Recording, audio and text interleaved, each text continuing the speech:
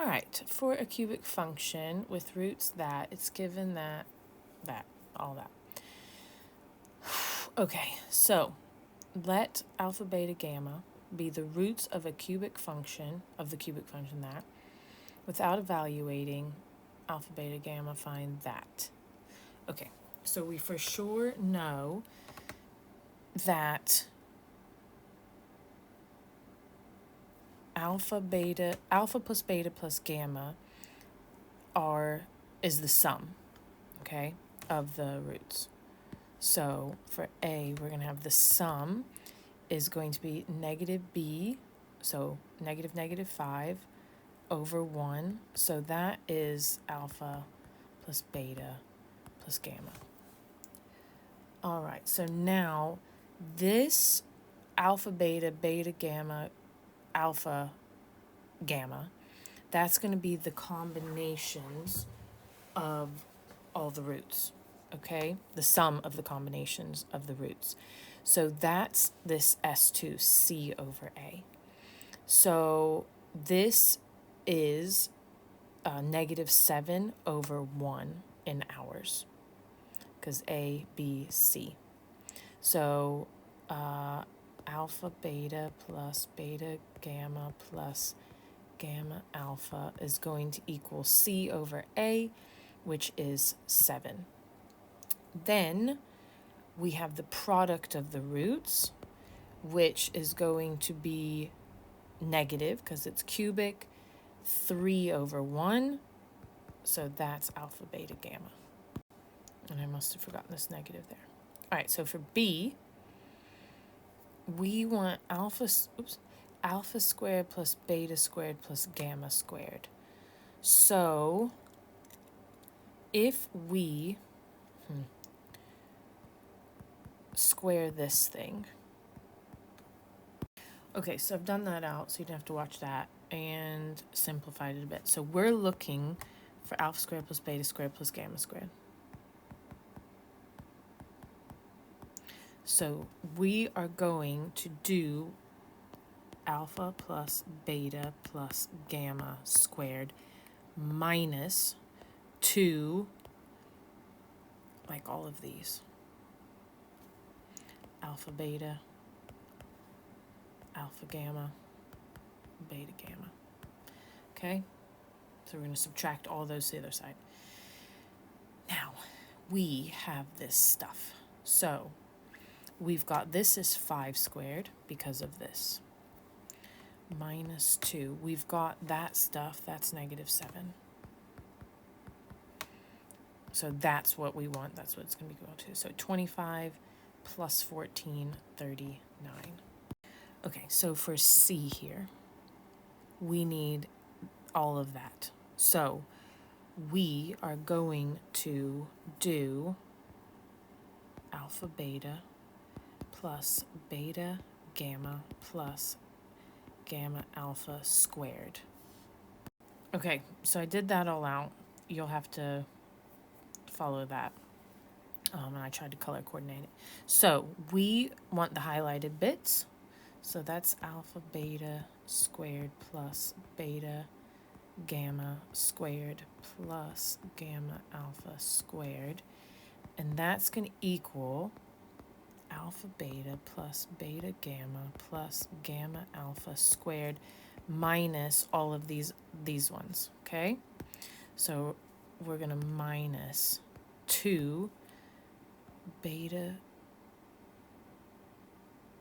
squared alpha gamma plus alpha squared beta gamma plus gamma squared alpha beta. Okay, so we have to do, out of that, an alpha, beta, gamma can come.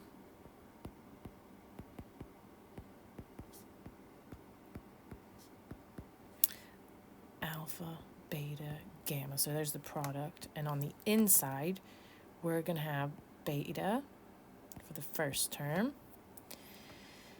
alpha for the second term, and gamma for the third term. And that's going to equal what we want. No wonder this is 5 marks. So we're going to have the combinations, so that's the -7 from A, and then we're minus 2 the product, which is -3, and then this is the sum, which is 5, and that's going to be what we want.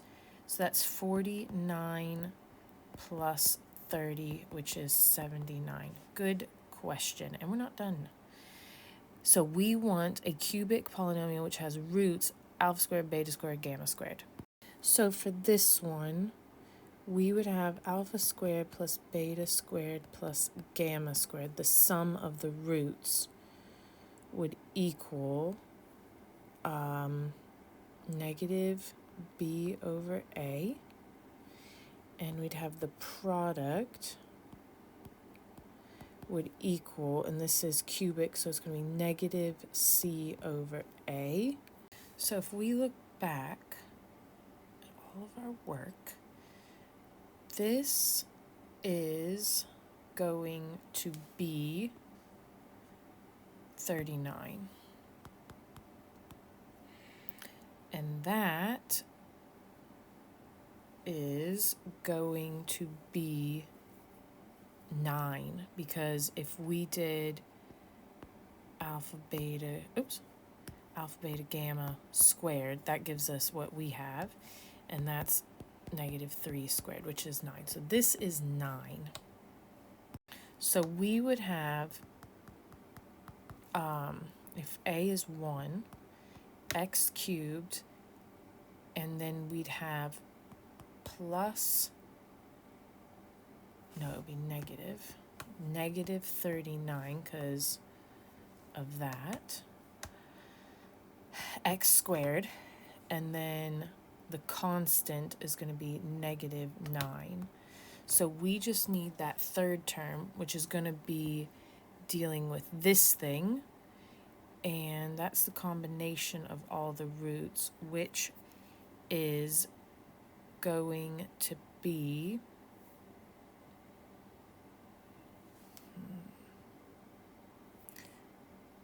this thing, which is 79, and that's just c over a equals 79, so that's a positive. So that is that. Tough. All right, last one. Consider the following cubic. Show that 1 cannot be a root of the quadratic factor that. So we can just substitute in 1. So that's going to be 1 plus 2 minus k plus k squared, and that's going to be equal to 0. Well, it should be equal to 0 if it's a factor. So let's just see what it's equal to. So that's going to be 3 minus k, so we'll do k squared minus k plus 3. So probably the best way is find the discriminant. So b squared minus 4ac, that's equal to -11, which means there's no x-intercepts, which means this can't ever be equal to 0. Okay? 4 marks is a lot for that, considering the last problem. B, find the values of k in each of the following cases if the polynomial has exactly one root. So we would have, so this is what we're dealing with. Now, if we want it to have exactly one real root, this is going to be our one real root. So the roots for this one have to be not real, which means they have to be complex, which means the discriminant of that is going to be less than 0, because the discriminant's what's under the square root sign in the quadratic formula, and when what's under the square root is negative, that's complex, not real. So we're going to have b squared minus 4ac, and we want that to be less than 0. So expanding this out, we're going to have 4 minus 4k plus k squared minus 4k squared less than 0. So negative 4k squared, negative 3k squared minus 4k plus 4 less than 0. So we're going to have negative 3k and k, and we're going to have 2 and 2, and we want a positive there because that gives negative 6k and plus 2k. So that's 3k squared minus 6k. Yeah, that works. Okay. So k here is going to be 2/3, negative 2 over negative 3, or k is negative 2. So we're going to have intercepts at 2/3 and negative 2. It opens down because of the negative 3 k squared, and we want it, so it's less than 0 here and here. So before negative 2 or after 2/3. So for b double I disagree with the mark scheme because this cubic polynomial cannot have 2 real roots. Because if it had 2 real roots, then the other one would have to be complex. And I've already told you in class that complex roots, you can't just have one, they come in pairs. So unless this is talking about just, yeah, I don't think, I think it's just a wrong question. So this is not possible. Okay. This cubic can have 3 real roots or 1 real root. 3 real or 1 real. It cannot have 2. So, triple I.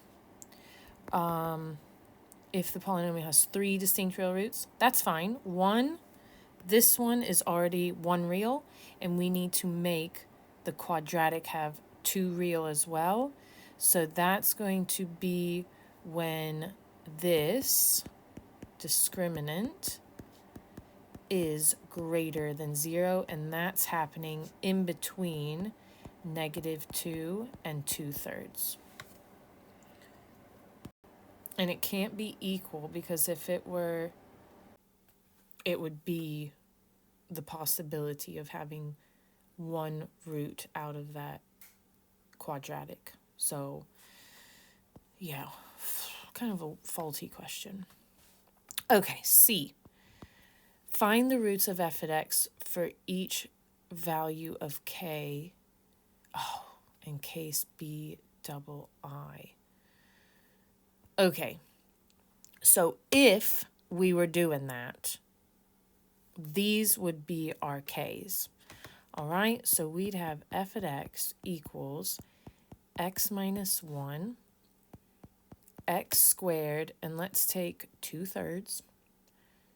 So 2 minus 2/3, x plus 2/3 squared.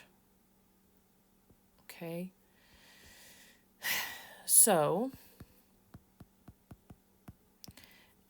x squared, and then this is going to be 4/3 x, and this is going to be 4/9. Okay, so we can use a graphing calculator here. So when I did this, you can do it in the graph, or you can do it in the polynomial, find roots of polynomial. This is going to be x minus 1, and then x plus 2/3 squared. So our zeros would be 1 and negative 2/3. Now, this is still 3 roots. Okay, 3 real roots rather. Sorry. Because we have like a double zero, it's called at -2/3. And this is at 1. So yeah, okay, this works.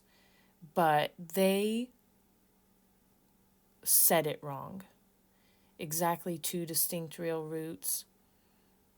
It's kind of like, I don't know. It's tricky. That's tricky. Because these are 2 distinct real roots, but this is a repeated root. So, I don't know. That's tricky. The wording is tricky. So then, whatever, we've got -2 now. So f of x is x minus 1, and then x squared plus 4, because 2 minus a -2 is 4x, plus -2, so plus 4. So here, this is easy to factor. This is going to be x plus 2 squared. So we're going to have x equals 1 or x equals -2. And this, again, is the double root. Tricky problem, tricky words, but hope it helps.